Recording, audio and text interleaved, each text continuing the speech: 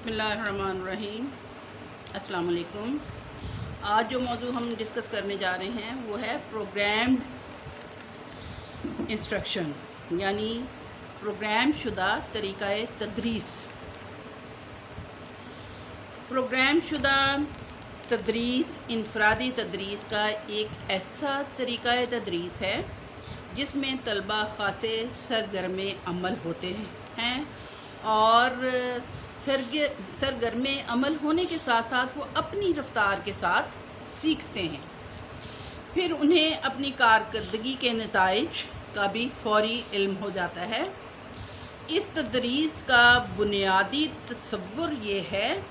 کہ کسی بھی تدریسی یونٹ یا کورس میں موجود معلومات کو چھوٹے چھوٹے متعین یا ایسے مخصوص اجزاء میں پڑھایا جاتا ہے جو باہم منطقی طور پر مربوط ہوتے ہیں۔ اس کی اگر ہم کہیں کہ خوبیاں کیا ہیں یا اس کی خوبی کیا ہے، تو سب سے بڑی خوبی اس کی یہ ہے کہ طلبہ میں جوش و خروش پیدا ہوتا ہے اور بتدریج قدم بہ قدم اسٹوڈنٹس کو معلومات ملتی جاتی ہیں اور معلومات کا جو ہے فوری فہم بھی حاصل ہوتا ہے، یعنی بچوں کو سمجھنا آسان ہوتا ہے۔ اس کے ساتھ ساتھ یہ بھی ہوتا ہے کہ بچے جو بھی کارکردگی دکھا رہے ہیں اس کا فوری نتیجہ بھی ان کو پتہ چلتا جاتا ہے۔ 1920 میں ڈاکٹر سڈنی پرسی کی مشین، جو ہر طالب علم کو ایک سوال کے متنوع جواب میں سے ایک جواب چننے کے بعد اس کے جواب کی درستگی یا غلطی کا بتاتی تھی۔ اس میں ہم اس کو کہہ سکتے ہیں کہ تدریسی مشین ہوتی ہے اور اس کے ساتھ ساتھ طبع شدہ کارڈز ہوتے ہیں، کتابیں بھی ہو سکتی ہیں، متحرک فلم اور ساکن تصویریں بھی ہو سکتی ہیں، اور اس طرح سے قدم بہ قدم معلومات ملتی ہیں۔ پھر یہ ہے کہ سابقہ معلومات جو ہیں اسٹوڈنٹس کی، ان کا فہم جو ہے وہ گہرا ہوتا جاتا ہے، یعنی جو بچوں نے پہلے سے سیکھا ہوتا ہے اس کو سمجھنا زیادہ آسان ہو جاتا ہے۔ اس کے ساتھ ساتھ کیا ہوتا ہے کہ ہر طالب علم کی انفرادی صلاحیتوں کے مطابق جو ان کی اپنی سیکھنے کی رفتار ہے اس کے مطابق بچے جو ہیں وہ اب قدم بہ قدم اپنی منزل کی طرف، یعنی فہم کی طرف یا علم کی طرف، علم کے حصول کی طرف بڑھتے ہیں۔ اس کی دو اقسام عام طور پہ گنی جاتی ہیں، ایک تو ہے یک شاخی پروگرام، جبکہ دوسرا جو ہے وہ کثیر الشاخی پروگرام کہلاتا ہے۔ اب جب ہم یک شاخی پروگرام کے بارے میں بات کریں تو اس میں یہ ہوتا ہے کہ معلومات چھوٹے ٹکڑوں کی شکل میں، جو کہ فریم کہلاتے ہیں، اور ان کو تیار کیا جاتا ہے اور یہ فریموں کا سلسلہ جو ہے یہ باری باری اسٹوڈنٹس کے سامنے لایا جاتا ہے۔ سب سے پہلے معلوماتی ٹکڑا ہوتا ہے، پھر سوال جواب دینے پر اگلا فریم سامنے لایا جاتا ہے، یعنی اس میں جواب ہوتا ہے، درست جواب یا غلط کا معلوم ہوتا ہے، یعنی اسٹوڈنٹس جو ہے وہ خود دیکھ سکتے ہیں کہ انہوں نے سوال کا جواب درست دیا ہے یا غلط دیا ہے۔ جواب درست ہونے کی صورت میں ان کی حوصلہ افزائی کی جاتی ہے، اور یہ ہوتا ہے کہ سوال کا ایک ہی جواب ہوتا ہے جو یک لفظی یا دو لفظی ہوتا ہے، یعنی بہت ڈیٹیل بات نہیں کرنی ہوتی، مختصر جواب دینا ہوتا ہے، یا زیادہ سے زیادہ ایک لائن کی صورت میں جواب دیا جاتا ہے۔ جبکہ دوسری قسم جو ہے یہ پہلے سلسلے کی نسبت تھوڑا منفرد طریقہ کار ہے، جس کو ہم کثیر الشاخی کہہ سکتے ہیں قسم، یعنی کثیر الشاخی پروگرام، اور ہر سوال کے صحیح جواب پر حوصلہ افزائی کی جاتی ہے لیکن غلطیوں کا امکان زیادہ ہوتا ہے۔ ایک پیرا پڑھ کر 2 یا 3 سوالوں کے جواب دینے ہوتے ہیں، جس کی وجہ سے ہم اس کو کثیر الانتخابی بھی کہتے ہیں۔ درست جواب پر درستگی کی وجہ بھی بتائی جاتی ہے، یا اگر جواب غلط ہو تو ایسی صورت میں پہلے جواب کی تشریح پر مبنی بیان پیش کیا جاتا ہے اور پھر مزید سوالات کے جوابات دینا ہوتے ہیں۔ اس طرح سے یہ کثیر الشاخی پروگرام کہلاتا ہے۔ اس کا پروسیجر کیا ہے، طریقہ کار کیا ہے؟ اس میں کئی طریقے ہیں اور معلومات جو ہیں وہ چھوٹے ٹکڑوں کی صورت میں ہوتی ہے اور بعد ازاں کو آپس میں مربوط کیا جاتا ہے۔ سب سے پہلے محرک ہوتا ہے، یعنی سوال ہوتا ہے، پھر اس کا جواب ہوگا اور تب اس کا نتیجہ سامنے آئے گا، یعنی information and question, then student will give the answers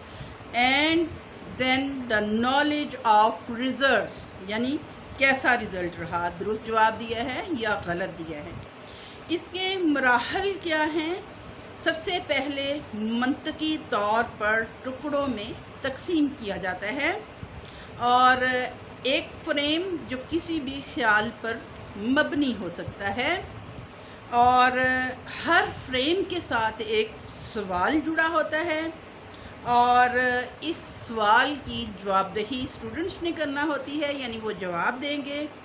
اور سسٹم کے ذریعے سے صحیح یا غلط بتایا جاتا ہے۔ دوبارہ فریم جو پیش کیا جاتا ہے وہ زیادہ تشریح کے ساتھ ہوتا ہے، یعنی اس خیال کو جو پہلے مختصراً بیان کیا گیا تھا اس کو زیادہ تشریح کے سامنے لایا جاتا ہے، اور اس طرح سے سابقہ معلومات کی تکرار بھی ہو جاتی ہے اور تعلم جو ہے وہ مضبوط ہوتا ہے، بچے سیکھتے زیادہ بہتر طریقے سے ہیں اور سبق کا فہم زیادہ بہتر ہوتا ہے اور مضمون کی بصیرت جو ہے وہ بڑھ جاتی ہے، یا مضمون کے بارے میں بچوں کو زیادہ سمجھ آ جاتی ہے۔ اور اس طرح سے طلباء کی انفرادی تدریس ہوتی ہے، یعنی ہر طالب علم اپنی رفتار کے مطابق، اپنی فہم کے مطابق زیادہ سے زیادہ معلومات حاصل کر سکتا ہے۔ اب پروگرام کا اگر ہم جائزہ لیں یا ایویلیویشن کریں تو اس میں ہوتا ہے کہ استاد جو ہے وہ تدریسی مواد کا عملی طور پر جائزہ لیتا ہے، یعنی وہ ذمہ دار ہوتا ہے کہ وہ جو تدریسی مواد ہے اس کا عملی طور پر جائزہ لے، اور استاد جو ہے وہی اس پروگرام کا ابتدائی خاکہ تیار کرتا ہے اور پھر آزمائشی طور پر اس کو استعمال کر کے بعد میں دیکھتا ہے کہ اس کے نتیجے میں، یعنی جو ایویلیویشن کی گئی ہے، اس میں کوئی ترمیم کرنے کی ضرورت ہے یا اصلاح کرنے کی ضرورت ہے تو وہ اس میں بہتری لاتا ہے۔ اس میں عام طور پر 3 مراحل ہوتے ہیں۔ سب سے پہلے انفرادی آزمائش، یعنی اسٹوڈنٹ سے بصورت انٹرویو، یعنی ان کا انٹرویو لیا جا سکتا ہے اور طلباء کا رد عمل جو ہے انٹرویو کی صورت میں، سوالوں کے جواب کی صورت میں اس کو نوٹ کر لیا جاتا ہے۔ اس کے بعد اسٹوڈنٹس کے چھوٹے گروپ میں اس کی آزمائش کی جاتی ہے اور انفرادی آزمائش کے بعد ترمیم و اصلاح کے بعد چھوٹے گروپ پر استعمال کیا جاتا ہے اور بعد ازاں اس کا عملی استعمال یعنی کمرہ جماعت میں اس کو پیش کیا جاتا ہے۔ میرٹس اس کے کیا ہیں یا خوبیاں کیا ہیں؟ تو طالب علم کی اس میں باقاعدہ شمولیت ہوتی ہے، طلباء کی حوصلہ افزائی کی جاتی ہے، پھر یہ ہے کہ طلباء کی نفسیات کو مد نظر رکھا جاتا ہے اور طلباء پر انفرادی توجہ دی جاتی ہے، معلم سے مبرہ یہ ٹیچنگ چلتی ہے